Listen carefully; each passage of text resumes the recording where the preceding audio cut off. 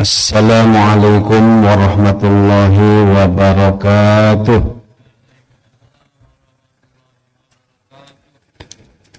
Innal hamdalillah nahmaduhu wa nasta'inuhu wa nastaghfiruh wa na'udzu billahi min shururi anfusina wa min sayyiati a'malina. May yahdihillahu fala mudilla lahu wa may yudlil fala hadiya lahu. فنشهد أن لا إله إلا الله وحده لا شريك له ونشهد أن محمدا عبده ورسوله لا نبي بعده. اللهم صل وسلم وبارك على هذا النبي الكريم وعلى آله وأصحابه ومن تبعه بإحسان إلى يوم الدين.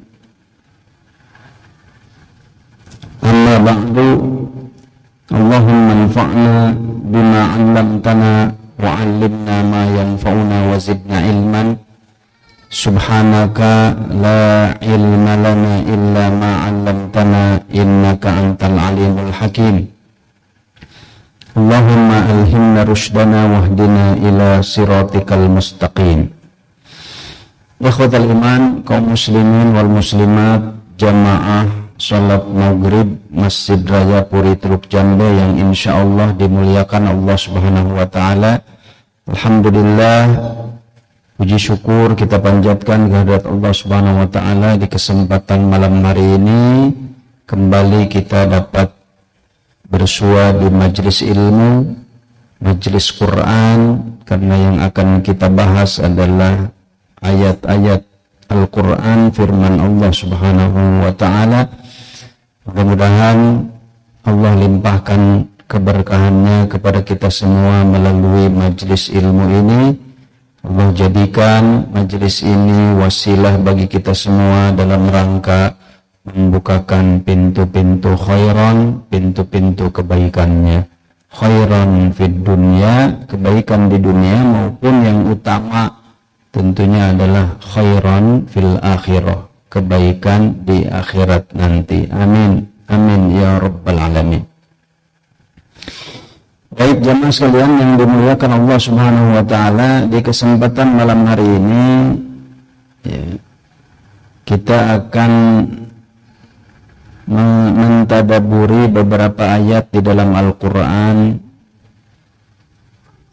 yang menjelaskan kepada kita bagaimana Allah Subhanahu wa Ta'ala memberikan kemudahan kepada kita di dalam syariat ini, bahwa Allah Subhanahu wa Ta'ala menurunkan syariat ini tujuannya adalah bukan untuk menyulitkan kita, bukan untuk menyusahkan kita,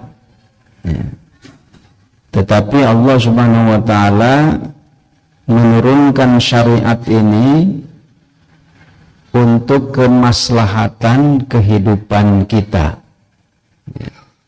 Jadi Allah menurunkan agama tujuannya kan untuk apa? Kemaslahatan hidup kita. Agama itu di dalam bahasa Arab disebut ad-dinu, ad-din, yang artinya di dalam Al-Quran memiliki makna yang beragam. Kalau bahasa Indonesia sendiri, agama itu kan dari bahasa Sanskerta. A itu tidak, gama itu kacau, jadi agama itu artinya tidak kacau. Mungkin maksudnya dengan beragama diharapkan hidup kita ini tidak kacau gitu, kira-kira. Itu agama dalam bahasa Indonesia yang asalnya adalah dari bahasa Sanskerta. Nah, kalau bahasa Arab yang menunjuk makna agama itu, bahasa Arabnya adalah kata ad-dinu, din. dalam beberapa ayat Al-Quran firman Allah Subhanahu wa taala, "Innad dina indallahil Islam." Ada kata din. Kemudian apalagi? Lakum dinukum waliyadin. Lakum dinukum waliyadin. Bagimu agamamu, bagiku agamaku. Inna dina indallahil Islam. Sesungguhnya din, agama yang ada di sisi Allah adalah Islam. Dalam ayat lain, wa may yabtaghi ghairal islami dinan, fala yuqbala minhu wa huwa fil akhirati minal khasirin.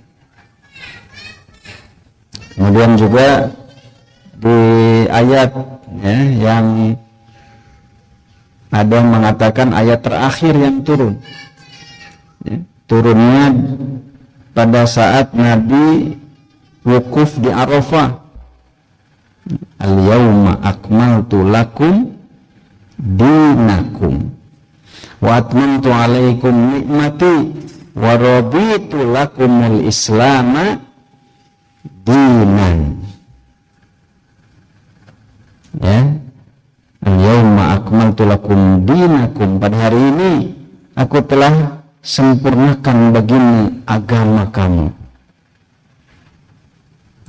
Wa atmamtu alaikum nikmati, dan aku cukupkan bagimu nikmatku atas kalian.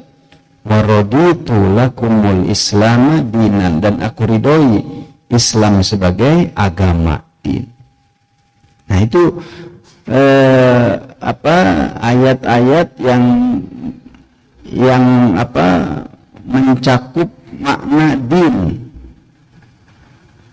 Di dalam Al-Quran kurang lebih ada 90 ayat. Lebih ada 90 ayat yang memuat kata din dalam Al-Quran.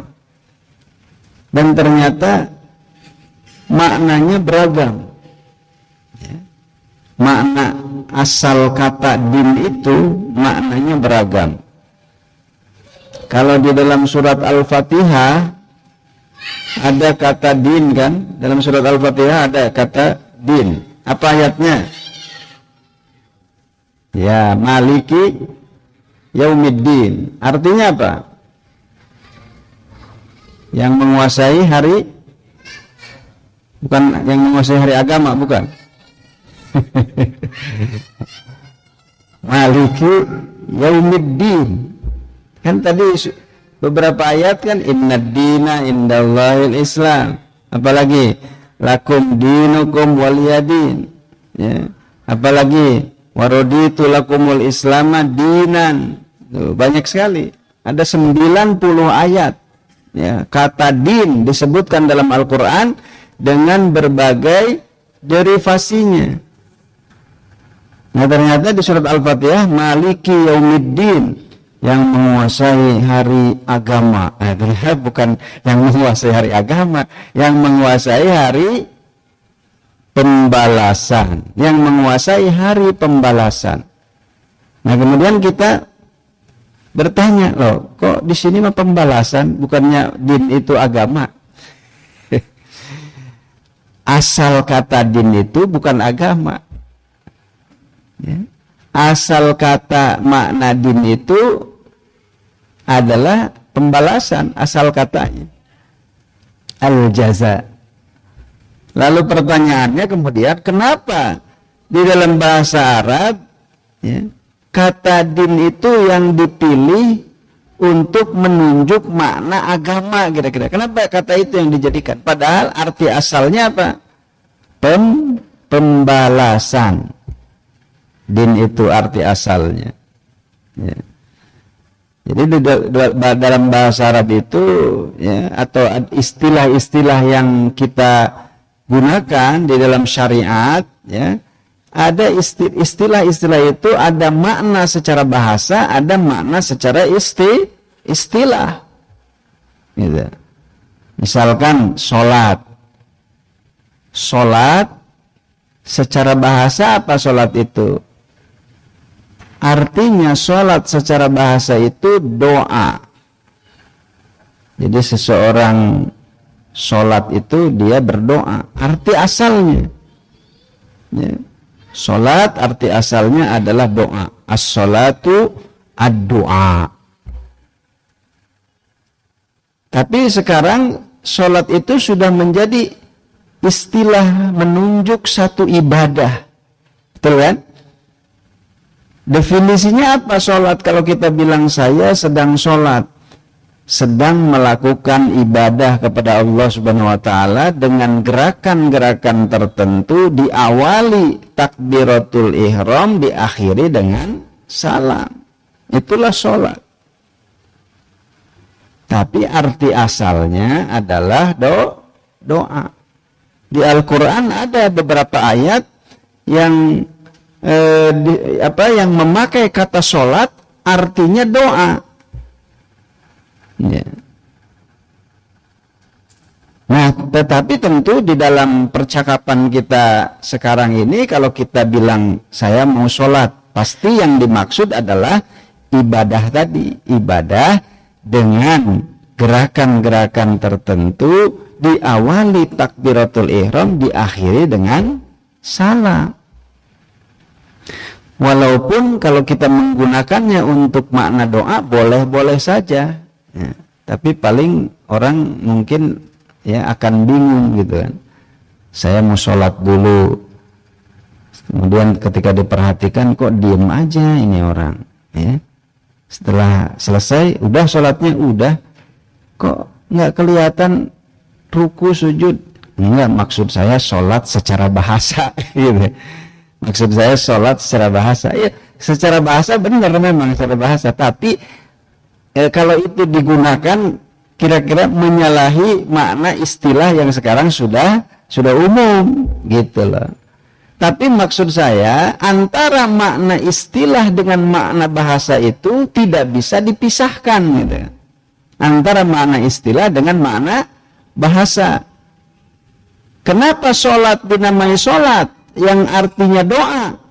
Karena di dalam sholat tidak lepas dari doa, ada hubungannya. Ya, jadi kalau kita bertanya, kok ibadah yang diawali dengan takbiratul ihram diakhiri dengan salam kok dinamainya sholat gitu, nggak pakai yang lain? Bisa saja sebetulnya pakai kata yang lain, tapi kenapa yang dipakai adalah sholat? Kenapa yang dipakai sholat? Karena ibadah sholat tidak lepas dari doa. Betul nggak? Dari mulai takbiratul ihram, Allahu Akbar, kemudian baca apa? Allahumma ba'id baini. Kalau yang baca Allahumma ba'id kan doa iftitah. Ada yang baca wajjahtu wajhiya lilladzi fataras samawati wal ard, dan seterusnya. Ada yang baca Allahu Akbar kabira, dan seterusnya. Ya, tapi itu adalah doa. Ya, doa iftitah. Lalu baca Fatihah, di Al-Fatihah ada doa, ada ihdinas siratal mustaqim.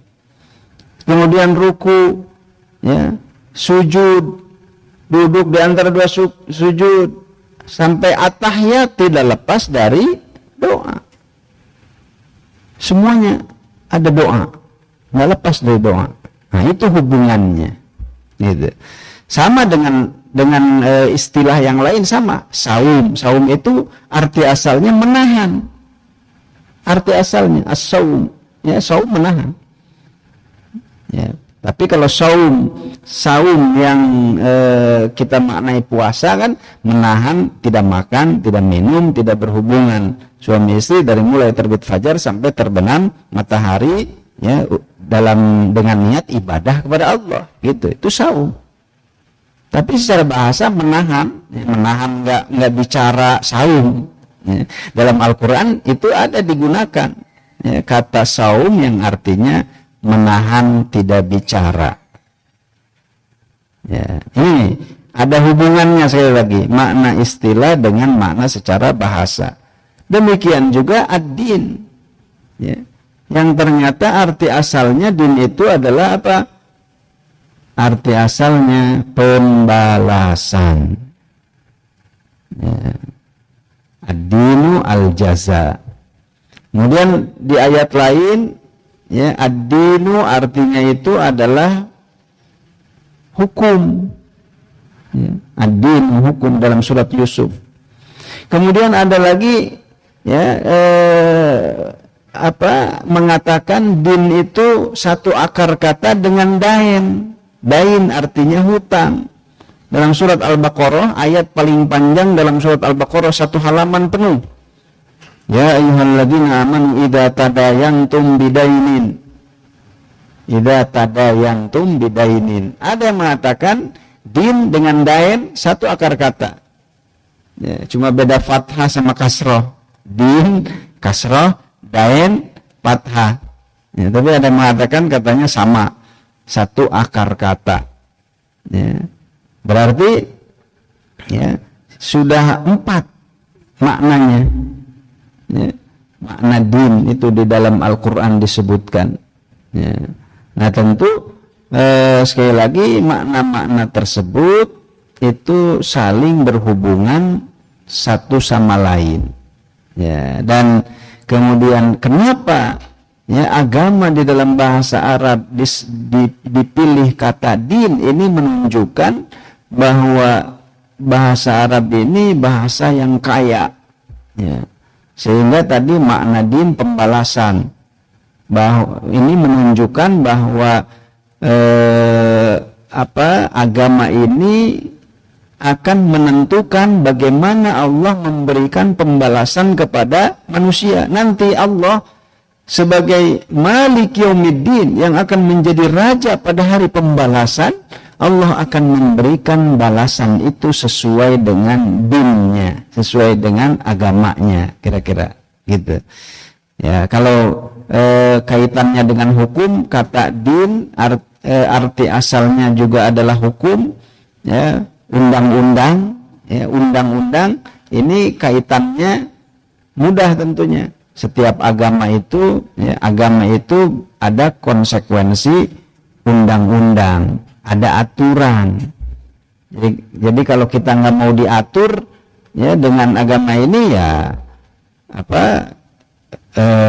nggak perlu beragama. Berarti kalau kita masuk Islam, berarti kita harus siap dengan aturan syariat, gitu kan, yang ada di dalam Islam, gitu.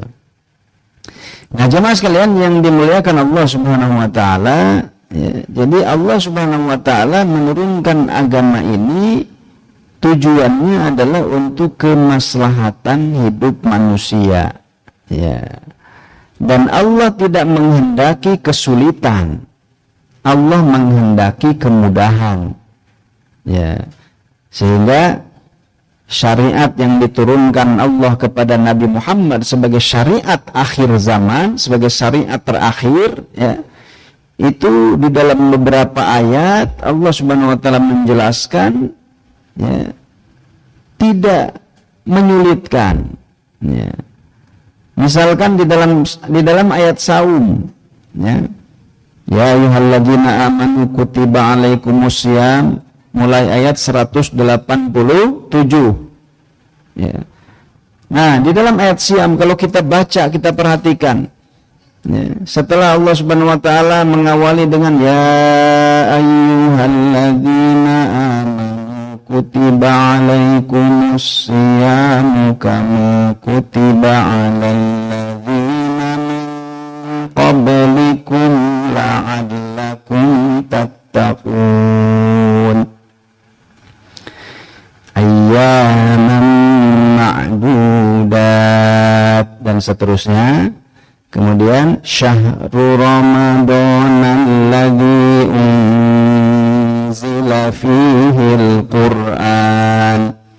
Nah, kalau dibaca terus, ya, ada ayat yang berbunyi yuridullahu bikumul yusra wala yuridu bikumul usra. Yuridullahu bikumul yusra. Allah menghendaki bagi kalian itu al-yusr, kemudahan. Ya, wala yuridu bikumul usr. Dan dia tidak menghendaki kesulitan.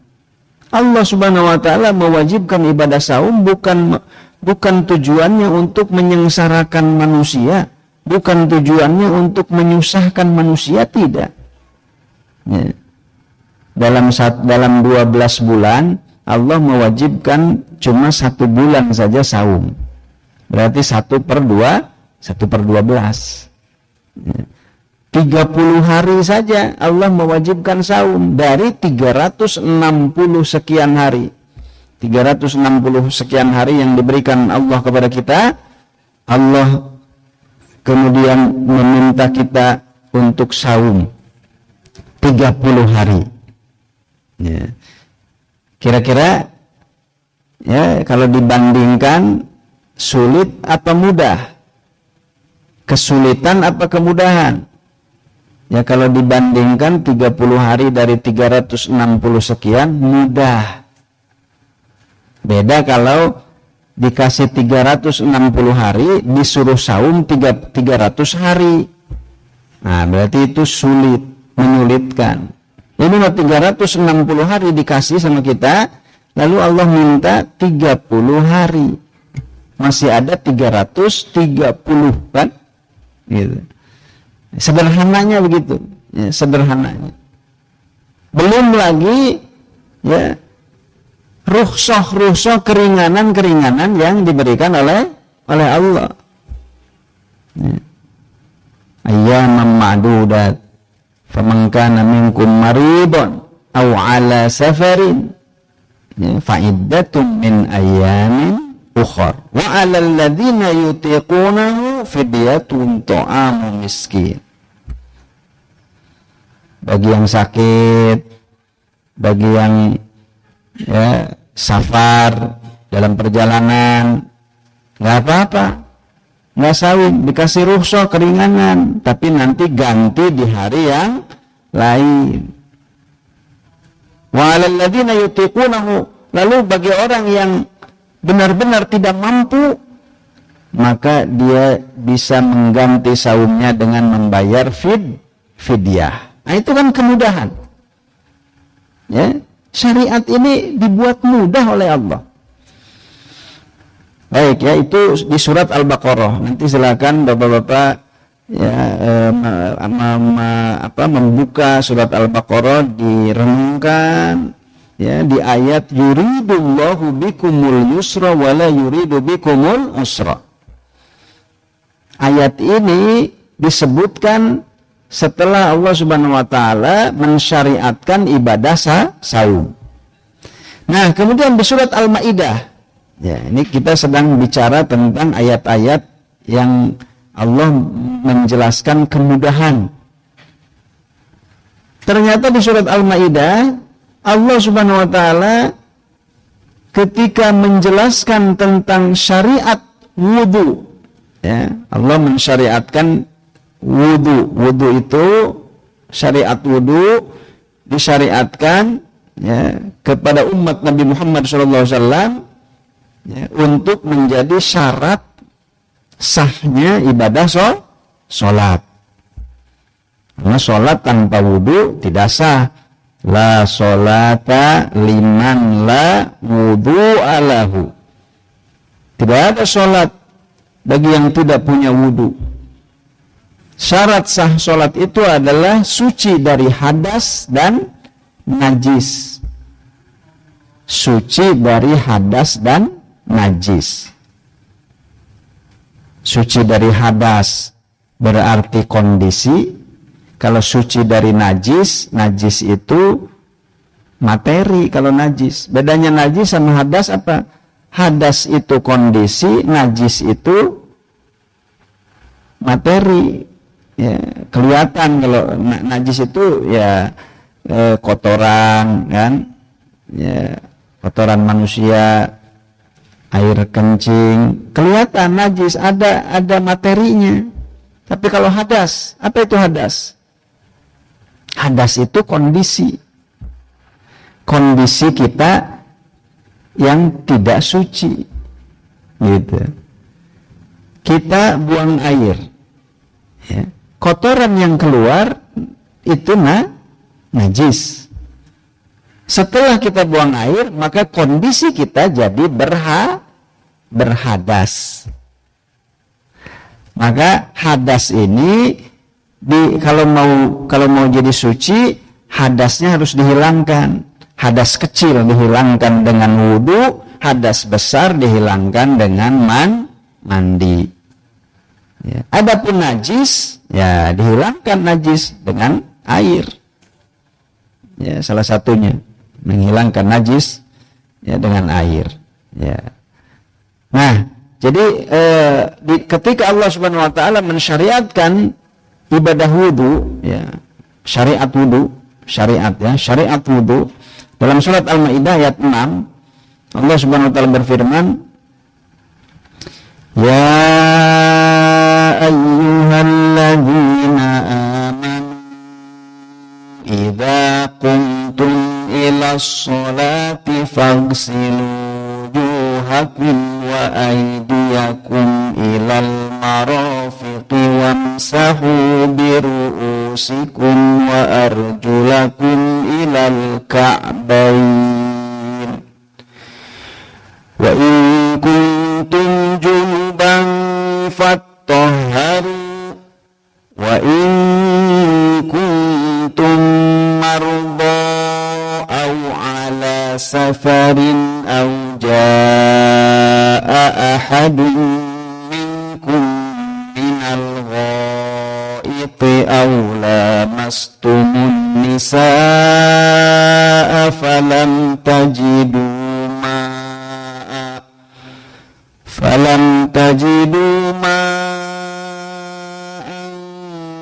fatayammamu sa'idan tayyiban famsahu biwujuhikum wa aydikum min ma yuridullahu liyaj'ala alaykum min harajin walakin yuridu liyutahhirakum wa liyutimma ni'matahu alaykum la'allakum tashkurun. Baik, jamaah sekalian yang dimuliakan Allah Subhanahu wa taala, ayat ini adalah syariat wudu. Ya ayyuhalladzina amanu idza kuntum ilas sholati faghsilu wujuhakum. Wahai orang-orang yang beriman, apabila kalian hendak melaksanakan sholat, maka basuhlah wajahmu dan tanganmu sampai ke sikut, dan sapulah kepalamu, basuh kedua kakimu sampai kedua mata kaki. Jika kamu dalam keadaan junub, maka mandilah. Ya, jadi kalau lagi junub, menghilangkan hadasnya mandi. Kalau hadasnya hadas kecil, wudu. Bagaimana berwudu? Tadi disebutkan 4 anggota wudu yang wajib. Ini yang disebutkan adalah 4 anggota wudu yang wajib. Membasuh muka, membasuh wajah, membasuh tangan sampai ke sikut, mengusap kepala, dan membasuh kaki sampai 2 mata kaki. Itulah wajibnya wudu itu. Nah, nanti kalau di kitab-kitab fikih, ya, wajib wudu pertama ditambah niat jadi 5, yang ke-1-nya niat, dan yang terakhir ke-6. Ya, kalau dalam kitab fikih yang ke-6 ditambah tertib. Membasuh wajah, habis membasuh wajah mencuci tangan sampai sikut, kemudian mengusap kepala, baru yang terakhir mencuci kaki, membasuh kaki. Itu tertib. Jangan pertama wudu ujug-ujug mengusap kepala, habis kepala kemudian tangan, habis tangan kaki, habis kaki terakhir wajah. Nah, itu berarti tidak tertib. Tertibnya harus sesuai tertib. Ya, jadi di ayat Al-Quran ini disebutkan 4 anggota wajib. Kalau kita baca kitab fikih nanti ditambah satunya, nomor satunya niat, nomor terakhirnya harus tertib. Gitu. Nah, kalau hadasnya besar, mandi. Wa in kuntum junuban fattaharu. Jika kamu junub maka mandilah. Lalu kemudian Allah menyebutkan keringanan.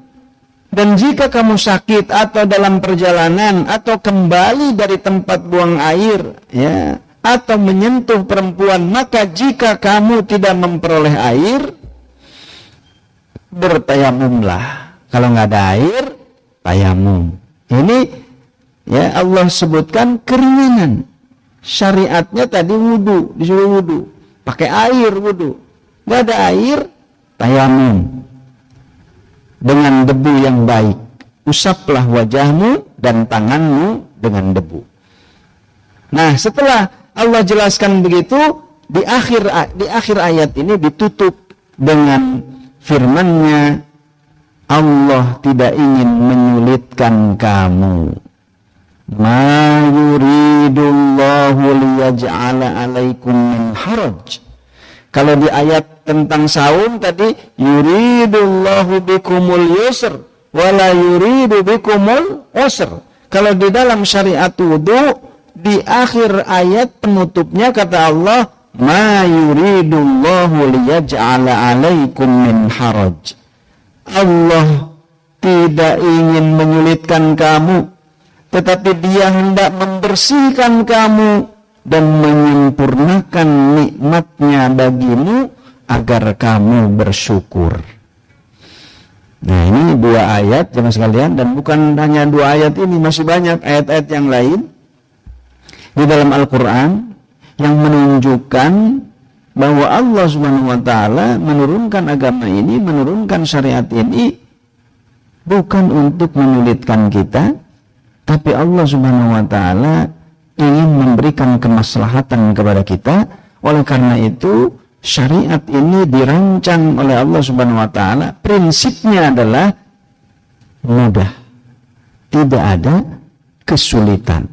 Ya, di dalam kitab Tarikh Tashri' ya, disebutkan prinsip syariat ini diantaranya adalah adamul haraj, tidak ada kesulitan, ya, kemudian mudah, ya, tidak sulit.